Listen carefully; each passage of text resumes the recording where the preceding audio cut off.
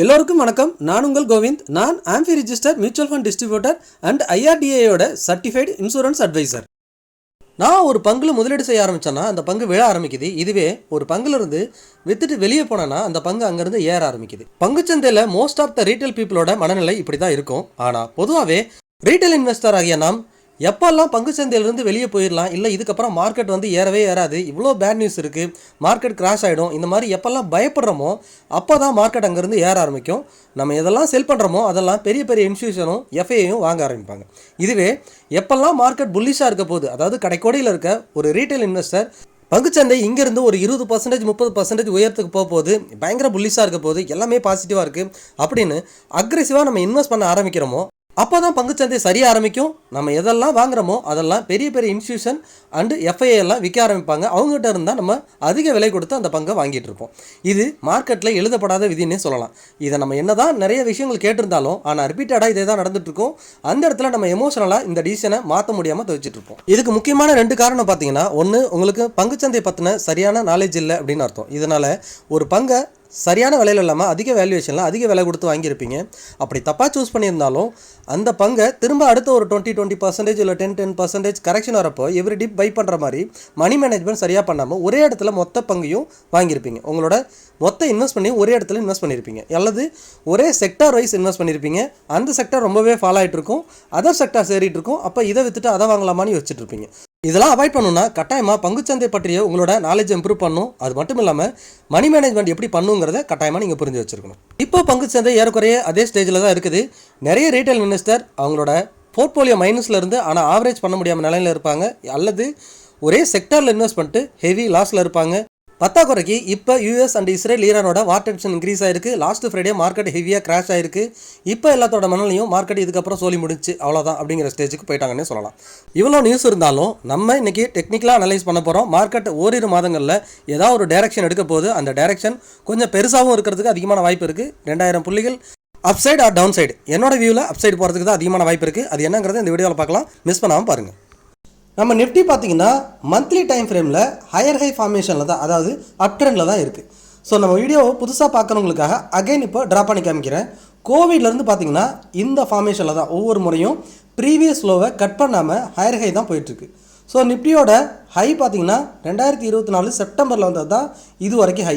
அந்த ஹை பார்த்திங்கன்னா 26,300. கடந்த 2 வருடங்களாக அந்த 26,300 நிஃப்டி பிரேக் பண்ணாமல் அதே இடத்துல ஒரு ரேஞ்ச் பவுண்ட் மார்க்கெட்டாக இருக்குது. அதே சமயத்தில் ப்ரீவியஸ் லோவை இது வரைக்கும் நிஃப்டி கட் பண்ணவே இல்லை. இங்கே பார்த்தீங்கன்னா ஒவ்வொரு முறையும் ப்ரீவியஸ் லோவை கட் பண்ணாமல் தான் இருக்குது. ஆனால் இப்போ ஒரு சின்ன கன்சல்டேஷனில் கடந்த ஒரு வருடங்களாக 24,300 அண்ட் 26,300 இந்த 2000 புள்ளிக்குள்ளேயே சுற்றிக்கிட்டு இருக்கு. பொதுவாக டெக்னிக்கலாக இந்த மாதிரி ஹையர் ஹை ஃபார்மேஷனில் ஒரு சார்ட் இருக்குன்னா அது புல்ரனில் இருக்குன்னு அர்த்தம். ப்ரீவியஸ் லோவை கட் பண்ணியிருக்காது, ஆனால் ப்ரீவியஸ் ஹையை அகைன் கட் பண்ணிட்டு போகும். அதுவே ப்ரீவியஸ் லோவை கட் பண்ணும், ப்ரீவியஸ் ஹையை கட் பண்ணாது, திரும்ப திரும்ப லோ போகும்னா அது லோயர் லோ ஃபார்மேஷன். இது வந்து டவுன் ட்ரெண்ட். ஸோ இப்படி பார்க்கும்போது இந்த க்ரீன் கலரில் பாருங்கள், ஒவ்வொரு முறையும் ஹையர் ஹை ஃபார்மேஷனில் போகுதா, அதுவே ரெட்டு பார்த்தீங்கன்னா லோயர் லோ ஃபார்மேஷன் போகுது. இப்போ நம்ம நிஃப்டி இருக்கிறது எக்ஸாக்டாக பார்த்தீங்கன்னா ஹையர் ஹை ஃபார்மேஷனில் இருக்குது. ஒவ்வொரு முறையும் ப்ரீவியஸ் ஹையை உடைக்குது, ஆனால் ப்ரீவியஸ் லோவை உடைக்காமல் இருக்குது. ஸோ அதனால தான் மல்டிபிள் டைம் நம்ம பேசியிருந்தோம் 24,300 லாஸ்ட்டாக வந்த லோ. ஸ்டில் இது வரைக்குமே நிஃப்டி அந்த 24,300 பிரேக் பண்ணவே இல்லை. இந்த பிப்ரவரி மந்த்து கூட அந்த இடத்துக்கு பக்கத்தில் வரைக்கும் போணுச்சு, ஆனால் அங்கேருந்து சப்போர்ட் எடுத்து ரைஸ் ஆகி மேலே திரும்ப 25,000 சம்திங்கில் க்ளோஸ் வச்சுருக்காங்க. இப்போ லாஸ்ட்டாக க்ளோசிங் பார்த்தீங்கன்னா 25,150 அந்த ரேஞ்சில் தான் க்ளோஸ் இருக்குது. அதனால தான் நம்ம பேசியிருக்கோம் இந்த 24,300ங்கிறது நிஃப்டியோட ட்ரெண்டே சேஞ்ச் பண்ணக்கூடிய அளவுக்கு ஒரு முக்கியமான பாயிண்டாக நான் பார்க்குறேன். நிஃப்டி இண்டெக்ஸ் என்னவோ ஆல் டைம் ஹை பக்கத்தில் தான் இருக்குது, ஆனால் நம்மளோட போர்ட்ஃபோலியோ 20-30% இன்னும் ஃபாலில் இருக்கவங்களாம் நிறைய பேர் பார்த்துட்டு இருக்கோம். இதுக்கு என்ன காரணம்னா, டேரெக்டாக ஒரு நிஃப்டி இண்டெக்ஸ் ஃபண்ட்லையோ ஆர் நிஃப்டி பீஸ் அந்த மாதிரி இண்டெக்ஸ் ஓரியன்ட் ஃபண்டுகளை முதலீடு பண்ணிருந்தீங்கன்னா உங்களோட போர்ட்ஃபோலியோ நியூட்ரல் ஆர் ஸ்லைட்லி மைனஸில் இருக்கலாம். இதுவே இண்டெக்ஸில் இல்லாமல் டேரெக்டாக பங்குகளை முதலீடு பண்ணியிருந்தீங்கன்னா அதிக லாபத்திலையும் இருக்க வாய்ப்பு இருக்குது, அதிக நஷ்டத்துலையும் இருக்க வாய்ப்பு இருக்குது. அது நீங்கள் எந்த செக்டாரில் முதலீடு பண்ணீங்களோ அதை பொறுத்து அமைஞ்சிருக்கும். இப்போ நம்ம நிஃப்டியோட அனலைஸ்க்கு வந்துடுவோம். டாப்பில் பார்த்தீங்கன்னா 26,300. இப்போ உங்களுக்கு புரிஞ்சிருக்கும், நம்ம எவ்ரி வீக் எவ்ரி மந்த் பேசிகிட்டே இருக்கோம் 26,300 அண்ட் 24,300. எப்போல்லாம் 24,300 வருதோ அப்போல்லாம் எதுனா ஒரு நியூஸ் வந்துட்டு மார்க்கெட் அங்கேருந்து அப்சைடு மூவ் ஆகிடுது. எப்போல்லாம் அப்சைடு போய் மூவ் ஆகுதோ அப்போ அங்கேருந்து எதனா ஒரு பேட் நியூஸ் வந்து கீழே வந்துடுது. லாஸ்ட் டைம் பார்த்தீங்கன்னா 24,300 வரப்போ ட்ரேட் டீல் வந்து நமக்கு கன்ஃபார்ம் ஆச்சு. அங்கேருந்து ஒரு 700 புள்ளி கேப் அப் டேரெக்டாக 26,000 பக்கத்தில் போயிடுச்சு. அகைன் இப்போ பார்த்தீங்கன்னா லாஸ்ட் ஃப்ரைடே யூஎஸோட இஸ்ரேல் ஈரான் வார் டென்ஷன் வந்திருக்கு. லாஸ்ட் ஃப்ரைடே பார்த்தீங்கன்னா 300 பாயிண்ட்ஸ் வந்துட்டு கிராஷ் ஆயிருக்கு. அகைன் இப்போ 25,150 மிடில் க்ளோஸ் ஆயிருக்கு. ஆனால் பிப்ரவரி மந்தோட கேண்டிலை பாருங்கள் எவ்வளோ பெரிய விக் ரெண்டு பக்கமும்.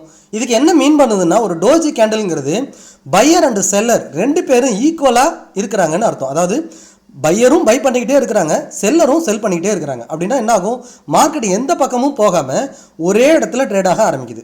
ஸோ அப்பர் சைடு போனாலும் திரும்ப கீழே வந்துடுது, கீழே வந்தாலும் திரும்ப அப்பர் சைடு போயிடுது.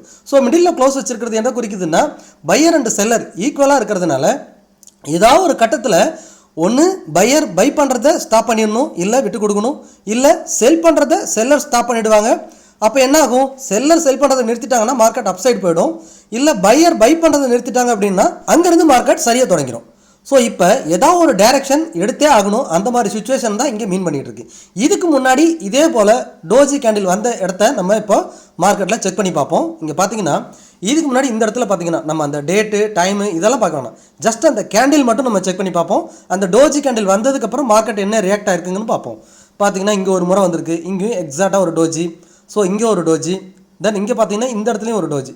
இப்போது இந்த டோஜி வந்ததுக்கப்புறம் நெக்ஸ்ட் 4 மந்த் கண்டினியூஸாக மார்க்கெட் பார்த்தீங்கன்னா ஹையில் போயிருக்கு. இந்த இடத்துலையும் ஒரு டோஜிக்கு அப்புறம் 3 மாதம் பார்த்தீங்கன்னா கண்டினியூஸாக அப்பர் சைடு.